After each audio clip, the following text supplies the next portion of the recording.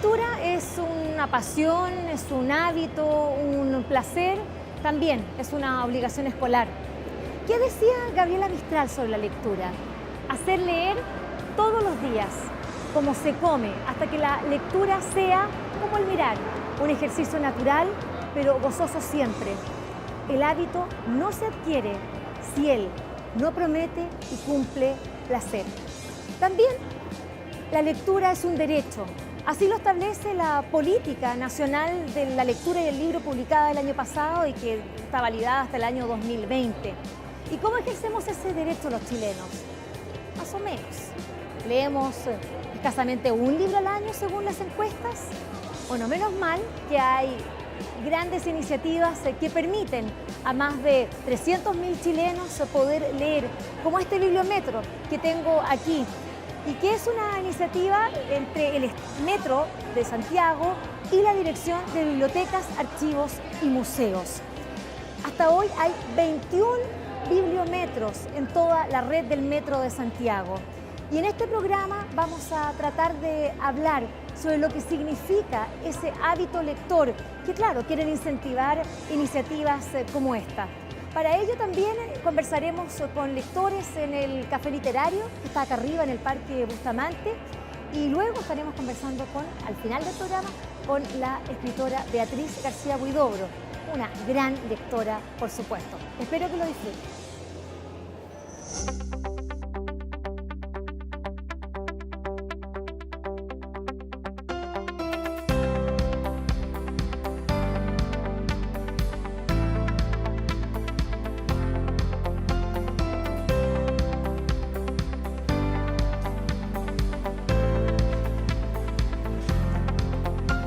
Estamos en el Café Literario del Parque Bustamante. Este es uno de los 3 cafés literarios que tiene la comuna de Providencia. En realidad son ejemplares, son lugares lindos, como ustedes ven, un edificio moderno, no tiene más de 5 años de antigüedad. Sin embargo, los días viernes son muy particulares porque los jóvenes prácticamente se toman este parque y resulta muy difícil para los lectores encontrar la paz que se necesita para el ejercicio de la lectura, tener la soledad, la tranquilidad. Hay 2 lectores con los que vamos a conversar a continuación. En este capítulo dedicados a ellos es Héctor y Guillermo, quienes vienen a este café literario a conversar, no solo a leer los libros que hay acá, sino que también vienen a leerse y comentar lo que ellos mismos escriben. Y me gustaría partir preguntándote a ti, Guillermo, porque tú además has publicado ya, ¿sí? Tú eres además poeta, ¿sí? No solamente lector, también escribes. ¿Cómo empieza tu pasión por la lectura? Mira, mi pasión comienza para entender también al ser humano. Pero me estaba dando cuenta de eso. Porque de leer mucho a Neruda, después Parra y los poetas, y Gabriela Mistral, y también a Violeta Parra, me di cuenta que era una salvación. O sea, si yo no estaba en el mundo de escritura o lectura, me iba a volver un depre. Y eso me estaba conversando justamente eso con mi amigo. Cómo la lectura nos salva también de estas cosas, de estas depres, de estas angustias, de vivir en estas urbes. Qué interesante eso, pero me gusta mucho lo que dice Guillermo, como que rescato, Héctor, y es como la lectura nos permite vivir otras vidas, nos permite vivir mejor la que tenemos. ¿Cómo se dio la lectura, cómo se da la lectura en ti? Cuando yo acepté ser como una persona algo solitaria, pero muy sociable, empecé a caminar por la calle y mientras caminaba hacía relatos de lo que había vivido. Y empecé a darme cuenta que los relatos que se hacen habitualmente aportaban, pero yo podía aportar cosas. Así empezó. Después empecé a escribir. Pero va pegado a eso, parece, ¿eh? Eso como de lector, es la lectura y la escritura. Después, en realidad, después de los 40 años, a mí me dio un giro en esto. Empecé a tomar confianza, que yo tenía algo que decir. Empecé a bailar, algo que nunca había hecho en mi vida. Me considero negado para el baile, me considero negado para la escritura. Y cuando he podido leer lo que yo he escrito, mis versos o mis cuentos, las personas, no sé si por cortesía, pero han encontrado cosas interesantes, como yo lo encontré. Yo primero leí a mi amigo Guillermo. ¿Dónde van nutriéndose ustedes para sus lecturas? Porque acá este es un lugar ideal, uno puede decir, acá están los libros, o en realidad se guían por otras, no sé, por programas, por la prensa. ¿Cómo lo hacen? Y a veces de mis amigos, de la gente conocida, de la gente que hace cosas muy valiosas, pero que está muy vilipendiada por las corrientes de la prensa. La prensa está hablando mucho ahora de lo mal que lo hacen los profesores, y yo veo que hay profesores que hacen cosas maravillosas. Bueno, pero una de las cosas que se dice es que justamente los profesores no leen. En Chile, ¿qué dicen ustedes de eso? No sé, yo creo que eso es mentira. Basta con darse cuenta de que a mí me llama mucho la atención, por ejemplo, nuestros estudiantes a veces están leyendo en la clase. Entonces uno está hablando y está leyendo, y yo lo dejo nomás. Y hay muchos profesores que se enojan con ese ejercicio. Entonces, pero me parece maravilloso porque uno va, toma los libros y dice, oye, ¿qué estás leyendo? Y toda esa cosa como Crepúsculo y todo ese mundo. Es bien interesante cómo ellos llegan a la lectura a través de otro tipo de literatura. Es decir, aquí como que no hay un canon Claro. de donde uno debe entrar Claro. sí o sí, sino que hay que, Sí, sí. como ustedes prefieren, la libertad en ese Claro. sentido. Y que cada uno tome lo que quiera, no importa, que mientras sea lectura. ¿Y ustedes toman libros de acá? ¿Se los llevan a sus casas o en realidad ustedes prefieren este lugar como más para conversar? En realidad hemos venido a eso, a conversar. Pero yo tengo mucha necesidad porque como profesor el sueldo no me permite comprar la literatura que yo necesito para estar al día. Entonces los títulos que se editan anualmente en pura historia de Chile significa un presupuesto que tengo que recurrir a las bibliotecas de los colegios, o en este caso a las bibliotecas públicas. Pero leo igual y me las arreglo pese a estar... Bueno, claramente deberían dar dentro del presupuesto una cantidad de dinero para que los profesores se comparen sus libros al año. Sí. Cada profesor, mínimamente. Un bono del libro. Exactamente, un bono de libros al año. Claro. Porque una cosa también es que es bueno acceder a la biblioteca, pero la biblioteca personal, la que uno raya, el libro que uno porque ustedes también trabajan con eso. Sí.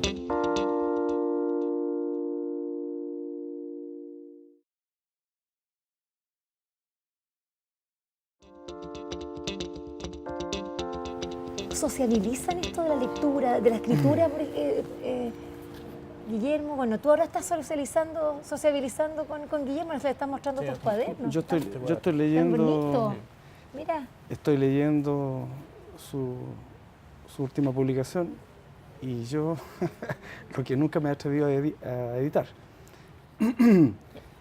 Esta es la última publicación de Guillermo y estos son, y también acá, ¿no? Este es un cuaderno precioso. Este es un cuento. Futuras publicaciones. Esto pretendo desarrollarlo, imagínate. No, pero esto ya es la escritura, pero así germinal, es un lujo, así. Pero ustedes entonces vienen acá a compartir, a conversar. Sí. Y apoyarnos, porque yo quisiera pedirle a Guillermo que siga sacándole provecho a esa personalidad literaria que tiene él, ese sentido del humor tan lleno de una ternura sencilla, pero muy productiva, muy llena de energía. Eso de encontrarle la poesía a la sopaipilla, sí, a la esquina, y unirlo con otros acontecimientos también muy vibrantes, pero muy sencillos. Ojalá nunca se aparte de eso, porque creo que ahí hay un tesoro. Qué lindo, yo les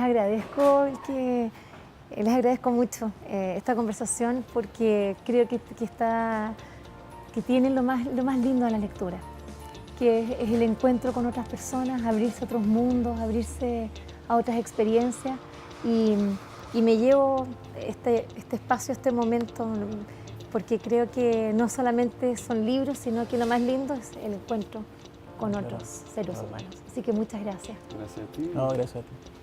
Gracias. Un gusto.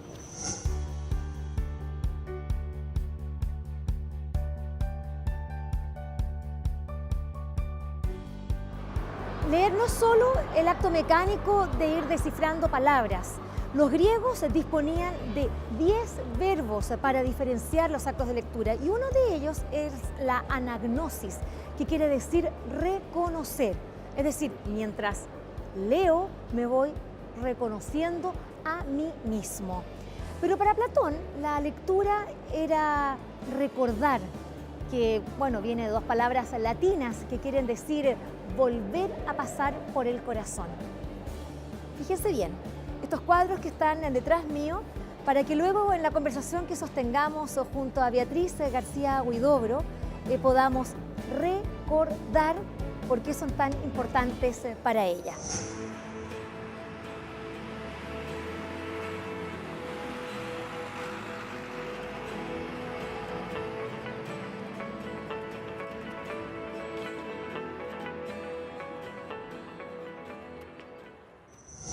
Beatriz García Huidobro es una gran lectora y como buena lectora terminó siendo también escritora. Bueno, ha escrito Sombras nada más, Las Marías, Nadar Oscuras y otras antologías como Hasta ya no ir y otros textos. Bueno, a propósito de lo que les había dicho hace un ratito atrás, ¿por qué ese cuadro de Guillermo Lorca que vimos en Baquedano era tan importante para esta entrevista? Bueno, porque Guillermo Lorca, que también está en la portada de su último libro, es su hijo. Así que doble orgullo para esta enorme lectora.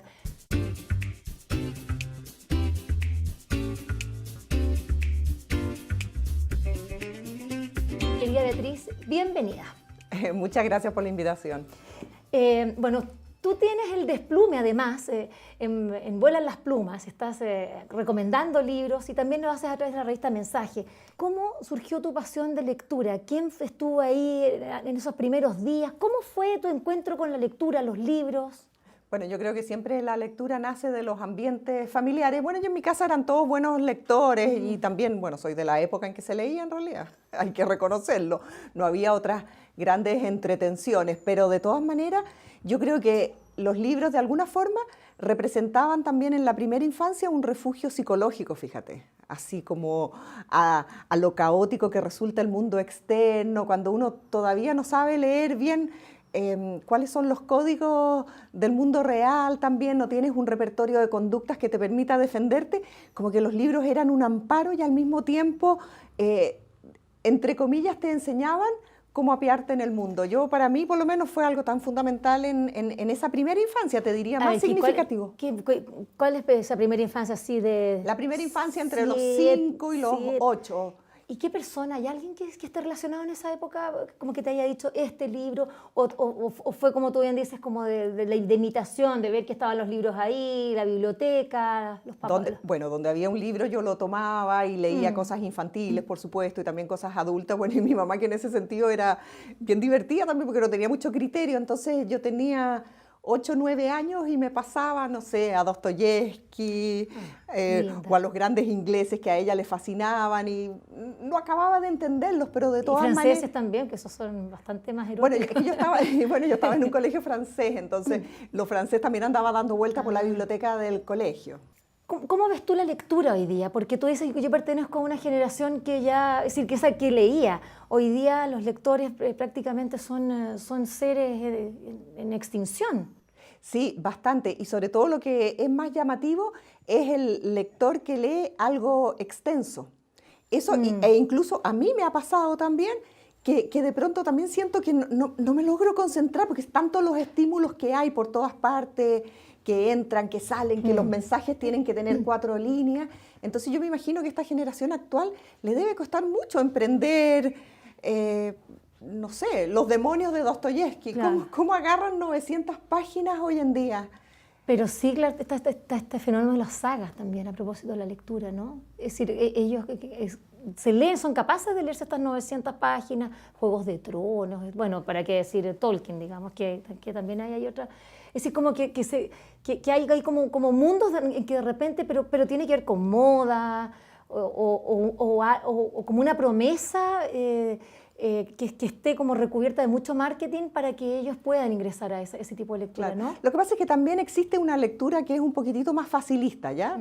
Entonces, por ejemplo, cuando tú lees algo que es simplemente acción, acción, acción, acción, es como, yo también tengo mi pequeño vicio privado que es leer policiales, me fascina, la novela negra, es una cosa que me encanta, entonces de repente cada cierto tiempo es como un descanso, pero realmente tú una novela negra te lees 400 páginas en 2 días, porque es una lectura fácil dentro de todo, aunque tenga mucha calidad, es simplemente una narración de hecho, entonces no necesitas detenerte en las distintas frases, no hay una reflexión, es una lectura mucho más rápida, entonces yo creo que a los jóvenes les ha pasado que han enganchado con estas lecturas fáciles de los vampiros y todo eso, que son narraciones pero que quedan un poquitito en la superficie, pero bienvenido sea que lean, porque una puerta abre otra puerta, o sea...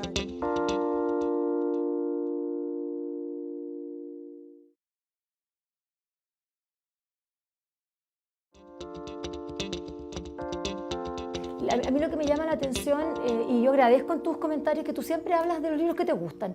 Y tenemos cierta crítica en los medios de comunicación en los que denostan los libros de una manera y uno dice, bueno, ¿por qué denostar para qué vamos a hablar de lo malo si tenemos poco espacio para hacerlo? Mejor hablemos solamente de lo bueno, ¿no? Sí, yo entiendo que tiene que existir una crítica tanto negativa, positiva, es decir, si tú eres un crítico que vas y dices, ya, yo ahora todo lo que se vaya publicando, yo lo voy a comentar, es legítimo, a mí me parece bien, pero dado los pocos espacios culturales que hay en este país, yo prefiero que mi pequeña columna sea siempre positiva en el sentido que lo que me ha gustado, si no me ha gustado, no lo comento, ¿para qué? Pero también, pero como profesora también, tienes fui ahí profesora un rol. muchos años. Entonces, ¿cómo ves lo de la lectura obligatoria? Porque siempre es un tema, es decir, lo que más se lee, es decir, cuando más se lee, las cifras son así, es durante la época escolar. Y ahí viene después la caída en picada porque ya no hay obligación de leer nomás. Claro. Yo creo que en ese sentido ha habido una cierta evolución que ha sido positiva. Por ejemplo, ofrecerle a los niños 3 libros diferentes, que ellos escojan cuál van a querer leer dentro de cierto canon también, porque también hay que darles algunas cosas que sean buenas y no dejarte llevar solo por la moda, porque eso es lo que ellos quieren. O sea, yo creo que un buen profesor debe matizar en el mapa de lecciones que le dé a sus alumnos. Y lo que sí yo creo que es terrible y nefasto y funesto son las evaluaciones que se le hacen a los niños y a las niñas cuando terminan de leer un libro y entonces es cuánto retuvieron en la memoria, es decir, preguntas prácticas en lugar de hacer una actividad posterior que sea de enriquecimiento. Si tú apelas a lo que es su motivación intrínseca, puedes llegar también a desarrollar grandes lectores y por supuesto que no vas a tener 100% de éxito y esa es una cuestión que uno debe asumir. O sea, no todos van a ser matemáticos, no todos van a ser artistas, no todos van a ser lectores, pero por lo menos vas a aportar que algunos sí lo sean. Estaba leyendo o repasando este viaje por la biblioteca de Pierre Jacomet, que es y él ídolo. Se define como lector. Y eso es como bien bonito, porque en realidad son pocas las personas que dicen yo soy un lector y querer contagiar a otros. Yo creo que eso, ahí tú estás como muy bien representada. Que dice que en lo posible evitar comentarios de críticos o literatos antes de empezar un libro. Suelen ser eruditos y desalentadores. También dice que hay que ser desordenados, caóticos. Es decir, es tan distinto cuando uno se enfrenta y conversa con personas como tú, como un Jacomet, y uno dice, ¿por qué ellos, que son verdaderos grandes lectores, tienen esta manera de abordar la lectura con libertad? Es cierto que, bueno, es que Jacomet era tan grande que él puede hablar de este caos. ¿Sabes? Yo también soy caótica, pero como no soy como Jacomet, en realidad yo echo de menos una cierta estructura. Y yo entiendo que se necesita tener una cierta formación cuando quieres ser más literato. Yo creo que eso también es importante, tener un marco teórico que es tan antipático decirlo, pero Jacomet por supuesto que lo tenía. Entonces de ahí al caos es un buen paso. Guillermo Blanco también decía cosas semejantes, ¿no? Él era un gran detractor de todas estas lecturas obligatorias con pruebas especiales. Bueno, yo quiero agradecerte el que me hayas prestado este libro hace como 3 años atrás. Camanchaca.